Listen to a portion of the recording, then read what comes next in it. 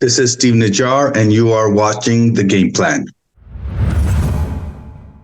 Hey everybody, this is Giancarlo Aulino reporting for The Game Plan, and I'm happy to be joined by my guest today who's going to be talking about this exciting time in Spanish football. He is a returning guest here to the program. He is the owner of Racing Madrid. He is Steve Nijjar. How you doing, Steve? I'm great, Giancarlo. Thank you for having me here again, and so appreciate you.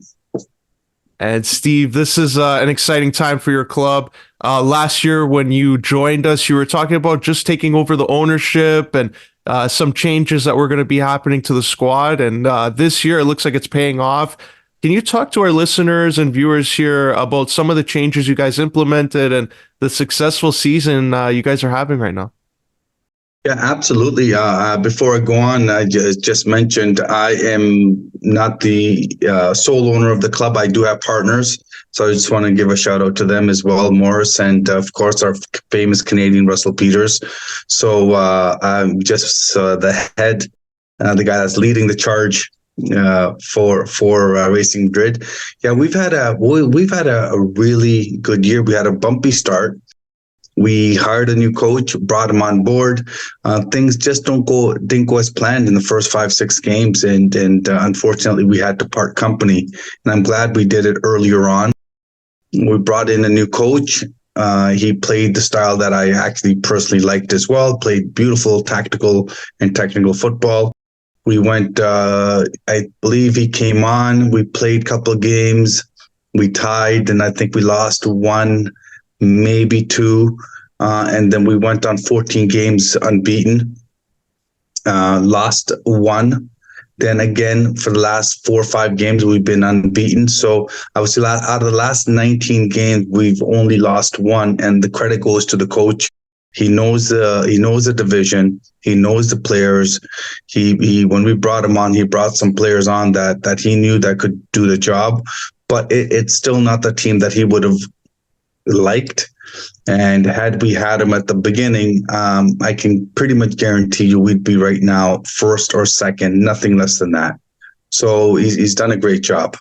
And what's a style of play that you really like to see, that it's really gelling right now with this group, that maybe fans, if they see it for the first time, they'll be wowed by it? It's everybody knows what they got to do. Everyone's got a job to do. It's a beautiful build up from the back to the middle. Up to the guys in the front. The key thing I like is it's built up. It's not just kick and run, and it's thought out. Everybody knows what they need to be doing, and I one of the things I'm very happy is that they do not lose their concentration on the 45th minute to the injury time on both halves. That's one of the things I personally really liked, because that's where a lot of the teams sort of lag, and that's when they let in silly goals. So that's one of the things I'm very happy with. But it's just a style of play. It is beautiful football to watch. You see them put together 5, 10, 15 passes, and then just hold on to the ball in the back, to the midfield back, pull the opposition out, and create those chances. It's intelligent football that they play right now. And this league right now, you're on the cusp there of promotion. So what would it mean to you to achieve this so early on into your stint there as an owner? Well, it would mean the world. This is what our goal is.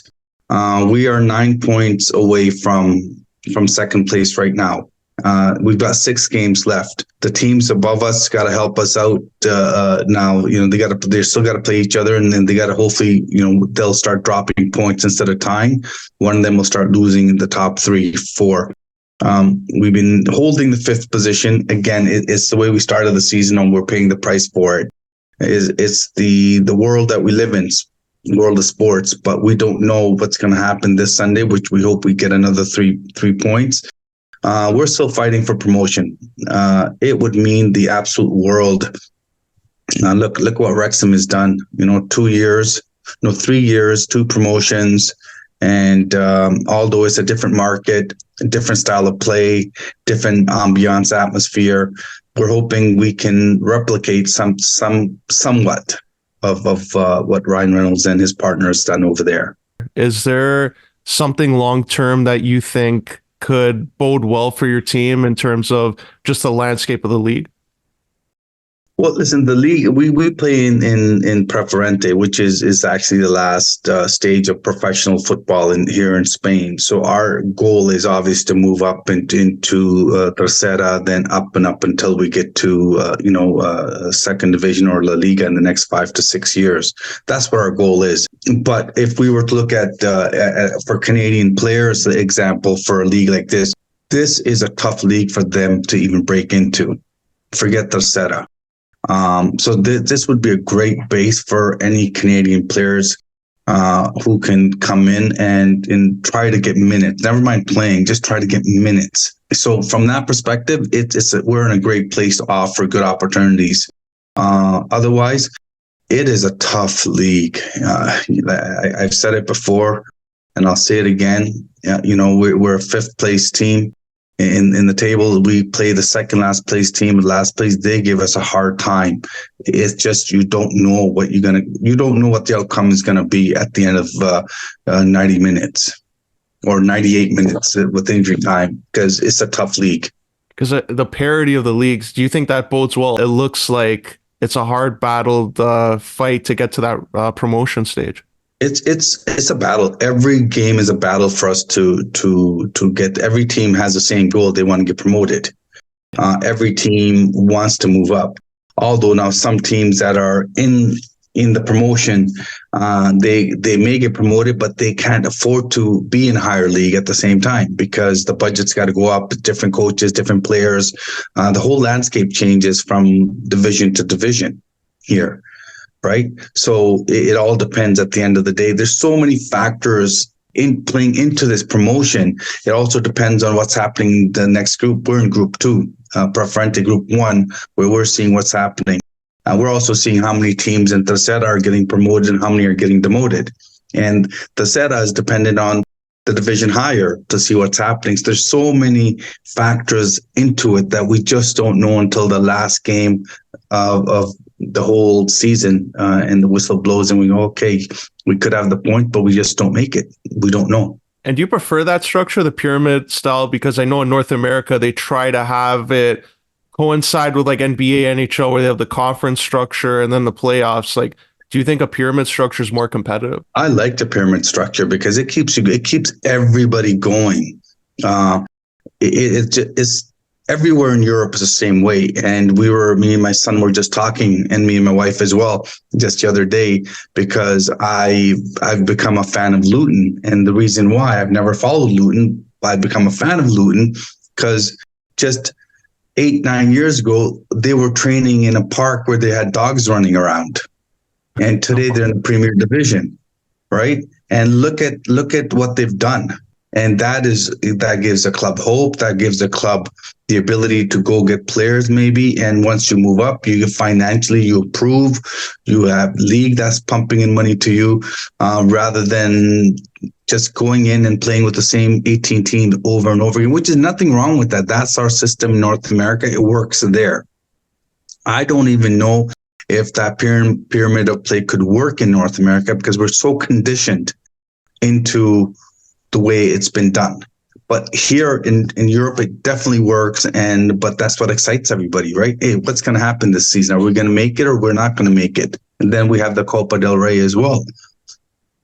And just on that too, the Copa del Rey, it would put you against teams that you wouldn't necessarily play because you're in the Division 2. So do you think that this is something that is an attainable goal in future years, or are you still on the track of building towards being a promotion side first? Well, we both want to do both, right? We want to get promoted and be in Copa del Rey. But here's a fact: many of your viewers may not know. My club is a very historic club here in Madrid. It is from 1914. It was the only club with Madrid in it. We're the only Madrid club from 1914. It was Real Madrid, Atletico Madrid, and us. That's it. No more. So from that perspective, it's very historic for us. The second thing is in 1929, Real Madrid actually played my club Racing Madrid in Copa del Rey quarterfinals. Unfortunately, we lost, but that's a lot of history that and me and my partners we're very proud to carry with us. And sometimes we forget, it's like, wow, our club is historic. People, a couple of people say, listen, we could go buy another youth club, sell Racing Madrid and take that money and invest. I said, absolutely not. Why would I want to get rid of such history? Yes, we may not be where we want to be right now at this minute, but I really appreciate the history of this club and as my partners do as well. And mentioning your partners there, because last year I went through Instagram and then I saw that announcement about RussellPeters joining the team there. Like, how are the conversations like there? Because I remember you telling me about how the conversations were like with you about buying a stake into the club. So how did you guys get RussellPeters involved?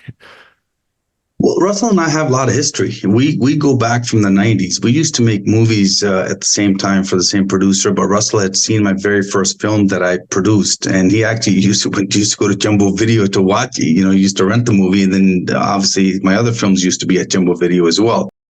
So we've known each other since then. It's just Russell went that way, I went that way. All right. But we've always had mutual respect for each other, and being two brown boys, we understand the struggle that we've had. We understand the racism that we had to face to get where we are at. And so there's a lot of times we just know what we went through to get where we're at. We're both very proud of each other. He's a great partner to have. But the only problem is I don't have a long enough rope to tie around his legs. So when I need to get hold of him, he's just so busy. Like, he is just constantly on the road. And I'm so happy for him. He's doing so well. And to say that we're partners in this club, I'm happy, man. He's a Canadian icon, as far as I'm concerned. When you go back to the 90s and just see your friendship come together like that, and you just see it now, like, did you ever envision that you would both be owning a part of a soccer club, one of the most historic soccer clubs in Madrid? No, we actually didn't. And when I first spoke to Russell, I said, Russell, listen, I can go contact any actor in Hollywood. I can go contact any sports person too, right? I go, the reason why I'm talking to you is because we have a relationship. And he absolutely agreed on that. He goes, it's the relationships that make things work. And when I've never looked at where you're going to go in, I'm going to deal with you only strictly for the money. Let's go and make a lot of money. No, that's never been my thing. It's always, can I build a great relationship with you and make a lot of money together? And we build that relationship to something beautiful, more nice. And I've been around a lot of wealthy people that I've been blessed to learn from these traits. And Russ, and case in point with Russell and I. It's great to hear. And also moving on to something else that's also exciting. Brampton Sports Hall of Fame inductee. Congratulations on that. How did you feel when you got the call for this prestigious honor? Oh, thank you. I actually totally forgot about that again. It comes to my mind, but I forget about it. But thank you for reminding me. That is a very, very big honor for me, myself and my family. And to a point, my community as well. You don't see a brown Punjabi Indian guy getting inducted into Sports Hall of Fame in Canada. I don't even remember if has been any. So I don't take that lightly. And for me, when I got the phone call, it was emotional. I'm a very hard guy inside. It's for me to cry, it takes a lot. But at that time, it really I melted. I said, I'm being appreciated by my peers for something that I did. And I've never been appreciated for anything I've done for the game. And although I've done a lot for the game in the country, again, and I'm a very blunt person. Had I been Italian, Portuguese, South American, maybe I would have been up here on the pedestal a bit more. Because I'm Indian, I feel like everything's being overlooked. And the time that I took the Brampton Hitman to Brampton in 2000, it was not an easy thing. I had to face a lot. I did face a lot of racism. I'm not going to use a race card. I'll only use it when the facts are there. It's not been easy, but to be recognized I can't tell you how beautiful and how happy I feel about that. And I think my family feels the same way. And it's a legacy right now for my family and for my kids, and hopefully my grandkids, they'll see that, and my community members as well. Hopefully some Punjabi kids will see that, say one day I want to be there. They may not get there, but along the way they grew as a person.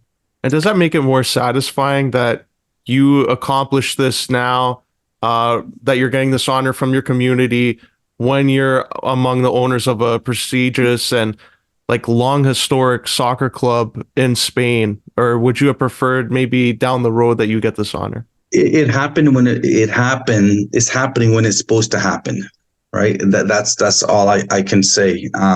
And my main thing, my mission in life is I just want to motivate people. I want people to be good. I want people to use this game to unite. And I think that's one of the reasons I think I'm getting this, because I chose to go outside of my community to go deal with Spanish, the Italians, the Portuguese, become good friends with them, sit down, break bread, learn about their culture. They learned about my culture. I promoted my culture.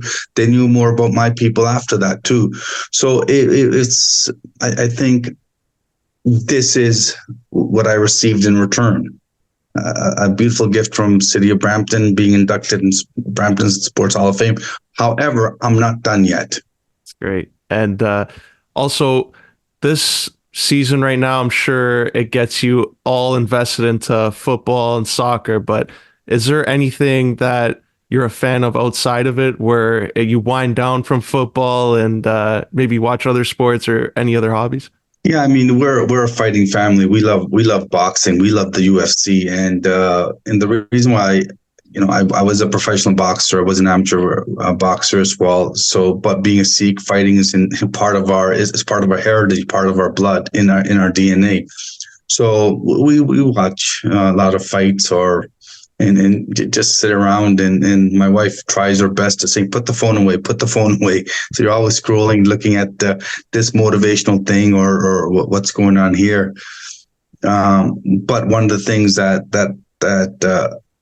I have about me, and my wife, absolutely, I think she could beat me out over the head with 10 baseball bats at once, is I can't sit still. I have this thing in my heart, my soul, that I got to accomplish. I got to keep going, and it's been in me since I was a child. So trying to relax is hard. But another thing is when we go watch our son train here in Madrid at Rayo Vallecano, that's relaxing for us to watch him on his journey, be with the team, watch him go into the facility, watch him go to the games, be with his teammates. That is a sort of relaxing moment for us to a point. That's great. And just even actually, do you want to follow up on that? Like, do you have a favorite athlete that you like to watch, or a favorite fighter when you're tuning in? I'm not going to say I have a favorite fighter or a favorite athlete. I just like, I'm the kind of guy that I like to see athletes that just far exceed their own ability. That I love athletes that just do the impossible. That just, you're saying, how the heck did he did it? He doesn't even know how he did it, but he knows how he did it. I just love seeing those stories, those inspirational stories.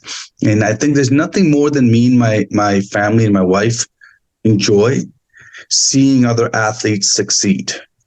It brings us so much joy to see another, whether it's a soccer player, a football player, it doesn't matter what field, because as parents, we know what we go through for our son.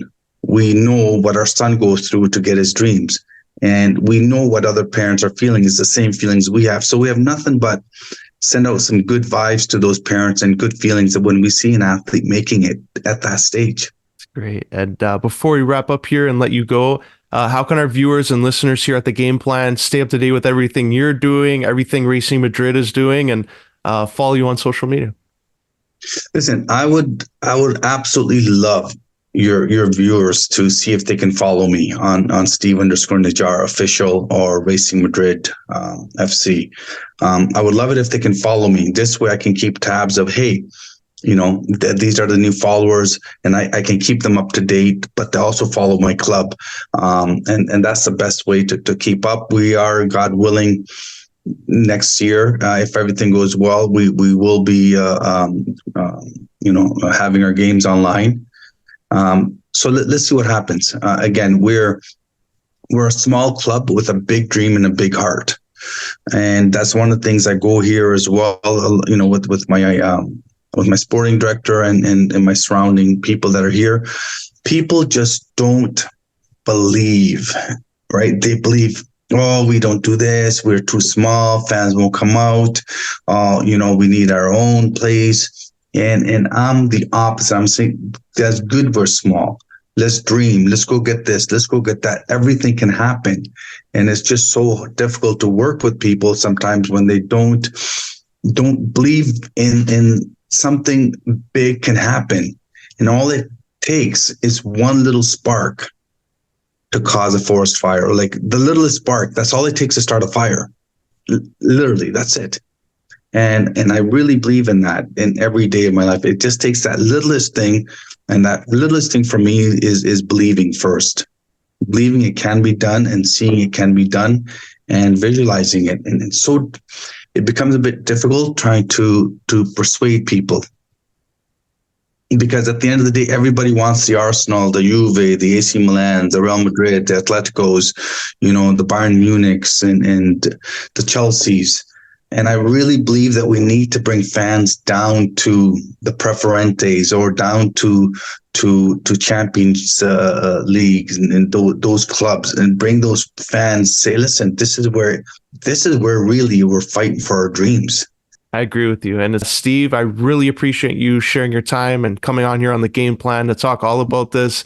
It's an exciting time there in Spain, and I wish you all the best. And hopefully, we'll see you get that promotion. Giancarlo, I appreciate you, and I thank you for reaching out to do this interview. And again, it's someone like yourself that's vested in the game, that's interested in our stories, to get this story out there to people out of thousands and thousands of media people in Canada or in Ontario or in Toronto. You were the first one to jump the gun, saying, I want to do it. I want to tell the story again.